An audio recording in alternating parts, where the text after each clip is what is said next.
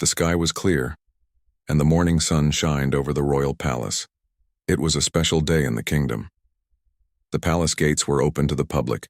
Visitors from all over the country had come to see the Queen, her royal guards, and enjoy a day of peace, history, and pride. The gardens were filled with children waving small flags. Families took photos.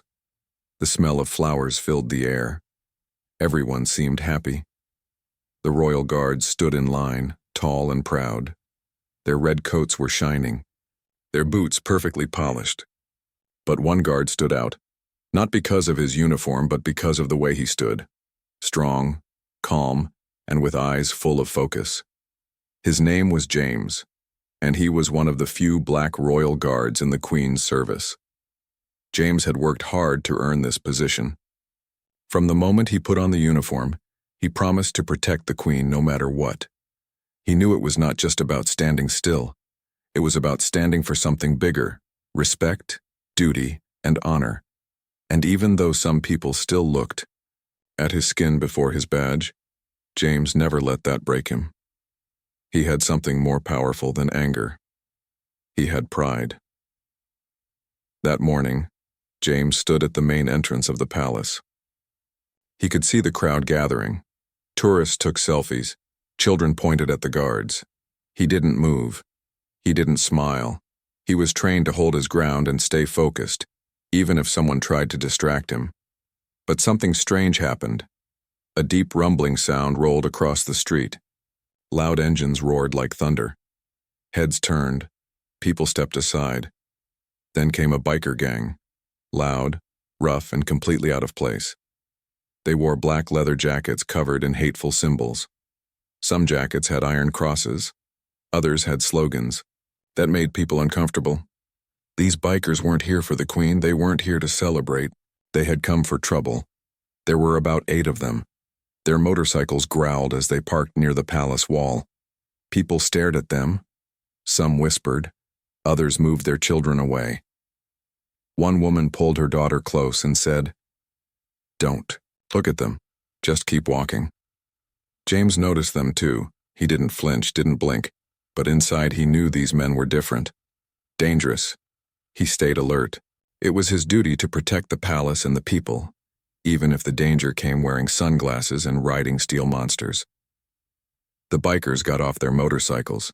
They started walking around the palace gates, laughing loudly and talking with arrogance. Some pointed at the flags.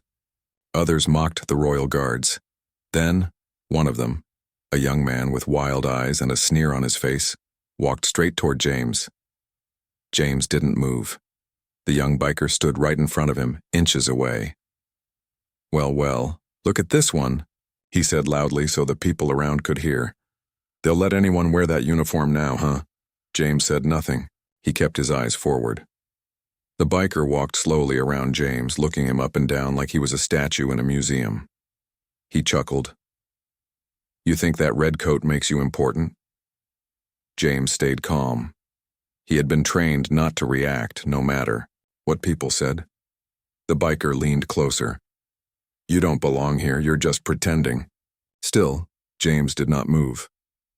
And then it happened. The biker slapped him. The sound of the slap echoed like a shot. It was loud and sharp. People gasped. A woman screamed. A child dropped her ice cream. Phones went up. Silence fell over the palace. Gates. James's face turned slightly from the force of the slap, but he didn't step back. His jaw tightened. His eyes stayed strong. He did not raise a hand. He did not speak.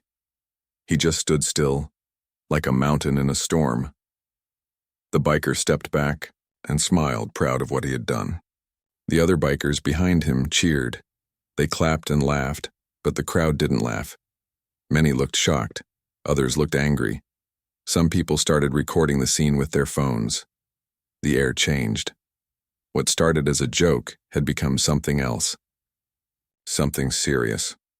What the biker didn't know, what none of them knew, was that the Queen herself was just a few feet away, behind a group of her closest aides. She had arrived quietly to enjoy the day with the people. She wore a soft blue, coat and a matching hat. She had hoped to blend in, but now she stood frozen, watching everything. When she saw the slap, her gentle face turned sharp with disbelief. She was silent, but her eyes were fierce. She had trusted James with her protection.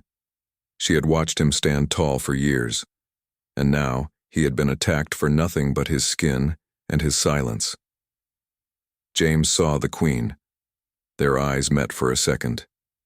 In that quiet moment, something passed between them. She didn't speak. He didn't move.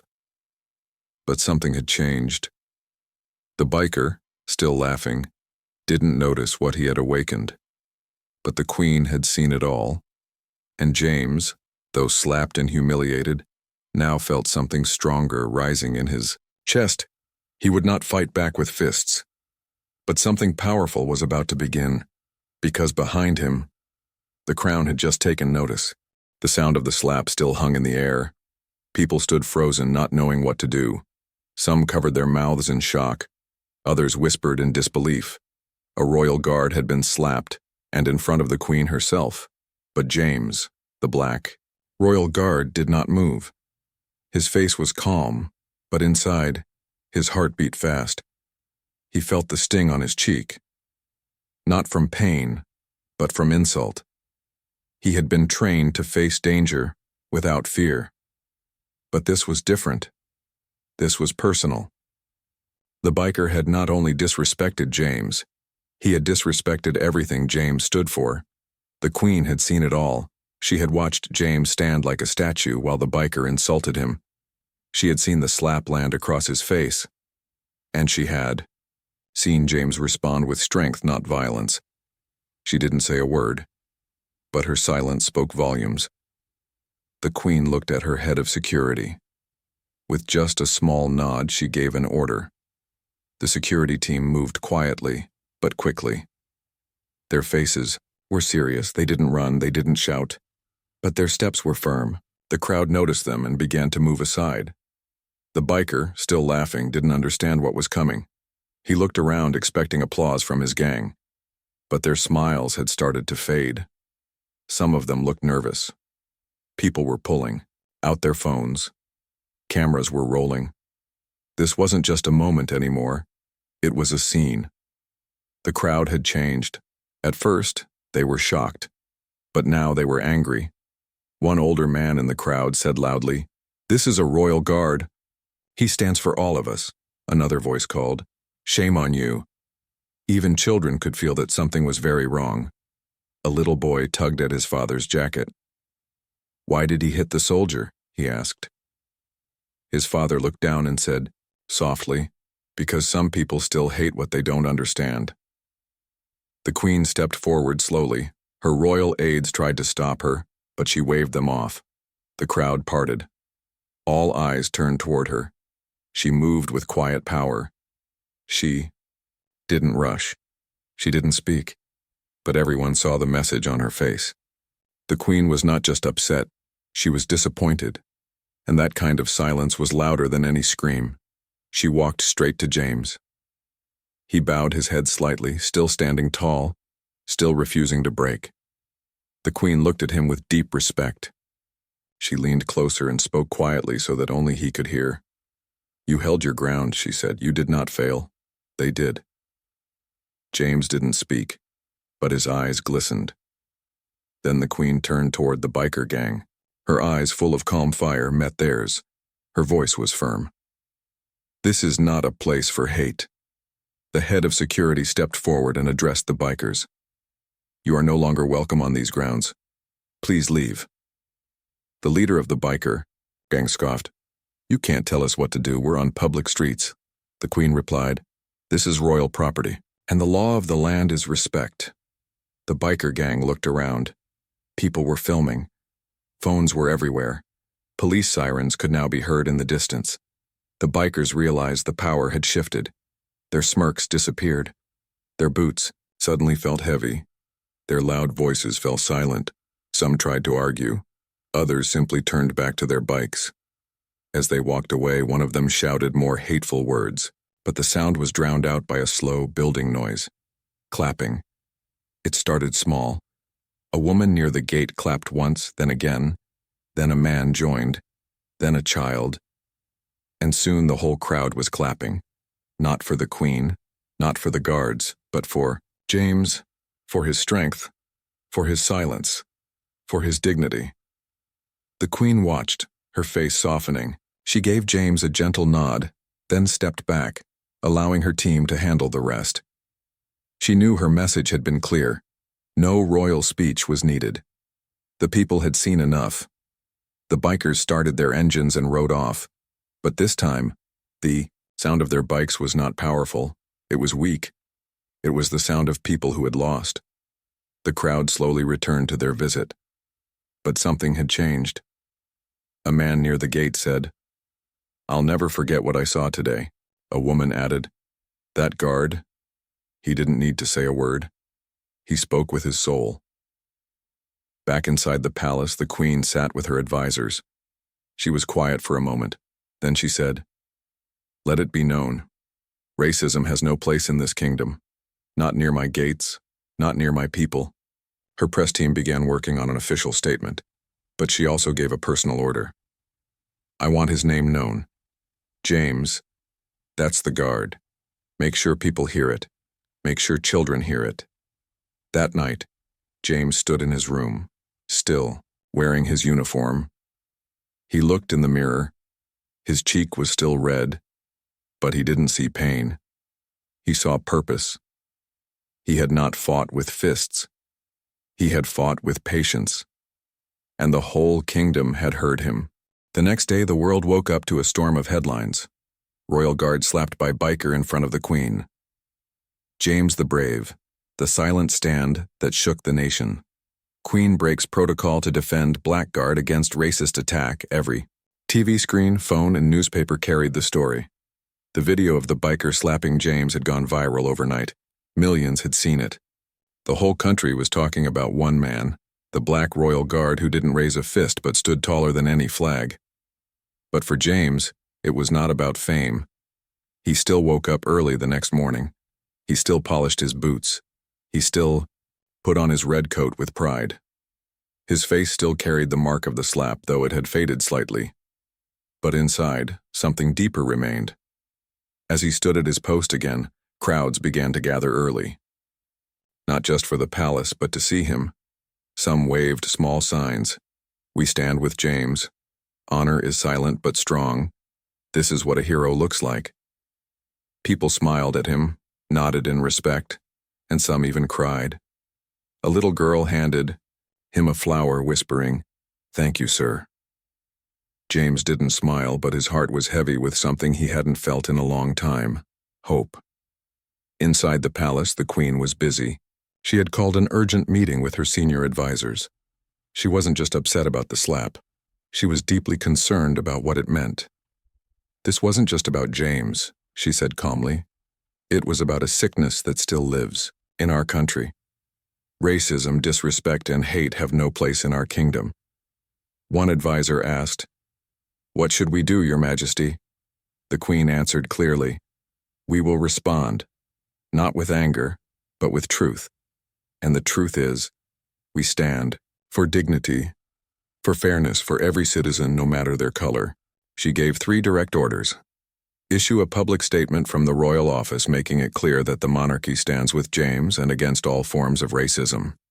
Meet with James privately to thank him for his strength and to hear his story. Speak to Parliament about improving diversity and respect within all royal departments. By evening, her words had already shaken the country. The royal family released this statement. "Racism and hate must never stand unchallenged. Our royal guards serve with honor, and no act of cruelty will silence what they represent." Guard James stood strong not just for the palace, but for the heart of the nation. The statement was shared everywhere, on buses, school walls, websites, and TV screens. It became a symbol of hope, not just for Black citizens, but for anyone who had felt unseen or unwanted. Meanwhile, the police began an investigation into the biker gang. They uncovered a history of hate crimes, violent threats, and dangerous behavior. The gang leader, the man who slapped James, was identified and arrested. Charges were pressed. Justice had begun to move. Back at the palace, the Queen prepared for her private meeting with James. She didn't want cameras, she didn't want a big show. She just wanted to speak to the man who had reminded her of what true strength looked like. James entered the royal chamber with slow steps. He bowed deeply. The Queen stood. "No bowing today," she said softly. "You already stood tall when it mattered most." James looked surprised. "Your Majesty, I was just doing my duty." "No," she said firmly. "You did something greater. You faced hate with calm. You carried the crown not on your head, but in your heart." For a moment, James felt his eyes water. He had served many years. He had stood in the rain, in the cold, in the heat. But never had he felt as proud as he did at that moment. "I didn't expect support," James said slowly. "Not for someone like me." The Queen stepped closer. "And that's exactly why the world needed to see it. Because for too long, silence has protected the wrong people." She placed her hand gently on his shoulder. "You are not alone," she said. Outside, crowds were still waiting. A small boy held up a hand-drawn poster that said, "James the Strong." Social media was filled with art, messages, and stories from people who had faced racism in silence. Many said they finally felt seen because of James. Schools began discussing the incident in classrooms. Teachers used it to talk about respect, equality, and courage. One school even painted a mural of James on their wall. The news continued to spread. International leaders, celebrities, and human rights groups praised James. Some called for a national holiday in his name. A petition to honor him with a medal gained thousands of signatures within hours. But James? He stayed quiet. He showed up to duty each day, standing just as tall as before. He didn't speak to reporters. He didn't try to be famous, because heroes don't always roar. Sometimes they just stand still. Days had passed since the slap, but the memory of that moment was still fresh in the minds of millions. The image of James, the Black Royal Guard standing tall, silent, and calm after the attack, had become a symbol of strength around the world. His quiet courage had started something powerful. People continued to visit the palace not just for the royal beauty, but to catch a glimpse of the man whose calm shook a nation.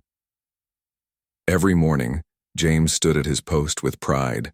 The mark on his face had healed, but what he had done was now written in history. Inside the palace, things were changing too. The Queen had ordered new training for all royal staff and guards. The training focused on respect, fairness, and how to speak out against hate. She said, "This isn't just about one man. It's about who we are as a kingdom." Schools had started to teach James's story. Children were learning not just dates and battles, but how dignity, silence, and bravery could win hearts. Many students wrote letters to James. One letter from a girl named Layla read, "Dear James, you are the strongest person I've ever seen. You didn't fight back with fists, you fought with your heart. I want to be like you when I grow up." The Queen smiled when she read that letter. A special ceremony was planned. Not a big royal show, but a simple event in the palace garden. Only a few people were invited: guards, staff, and a few schoolchildren. The Queen stood at the center with James by her side. She held a small medal in her hands. It was silver with a blue ribbon. "Today," she said softly, "we honor not just a guard, but a man who reminded us all what real power looks like." She turned to James. "You faced hate and did not return it. You stood for what is right. You showed us that strength is not always loud. Sometimes it is silent and still, and that silence can echo across the world." James stepped forward. The Queen placed the medal around his neck. It rested on his uniform, shining under the soft sunlight. The people clapped, not wildly, but with respect. It was the kind of clapping that came from deep in the heart. James gave a small bow. "Thank you, Your Majesty. But this isn't just for me. It's for every person who's ever been made to feel small. This is for them." After the ceremony, James walked the garden quietly. Some of the children came to shake his hand. One boy asked, "Were you scared?" James thought for a moment. Yes, he said. But I remembered who I was, and that helped me stay strong. The queen watched him from a distance. She had seen many things in her lifetime: wars, peace, protests, and celebrations. But she knew that what happened that day, the day of the slap, was something different. That day, hate tried to take the stage, but love, strength, and silence took it back. The biker gang had faded from the news. Their leader had been arrested, and the others were being watched closely. They had thought they could embarrass the guard. Instead, they had awakened a sleeping strength inside the kingdom. The queen made sure James was protected. He had become more than just a royal guard. He had become a public figure. But he never let the fame change him. He still walked with the same steady steps, still held his post with the same quiet power. People across the world spoke of him. Black communities in other countries called him a hero. Writers told his story in poems and articles. Artists painted his image. One even made a mural that said, "Real. Power wears red and stands still." One day, James received a letter from a young man in another country. It said, "I always felt like I didn't belong. Then I saw your story. Now I walk taller. Thank you for showing me how to stand." James read that letter slowly, then folded it and placed it in his coat pocket. That night, he didn't need a medal or a news report. That one letter was enough to remind him why he stood in the first place. Months later, a royal tour was planned. The queen invited James to join. He had never traveled far before, but she wanted the world to meet him. She said, "Let others see what strength looks like in silence." During the tour, in every city they visited, people came to see James. Some cheered, some cried, but many just stood, looking at him with quiet respect. James never said much, but he didn't need to, because when he stood, others found the courage to stand too. In time, the incident that started with a slap became something greater. It became a story that parents told their children. It became a lesson taught in schools. It became a symbol that racism could be fought, not just with protests, but with peace, with honor, and with stillness. James remained a royal guard for many more years.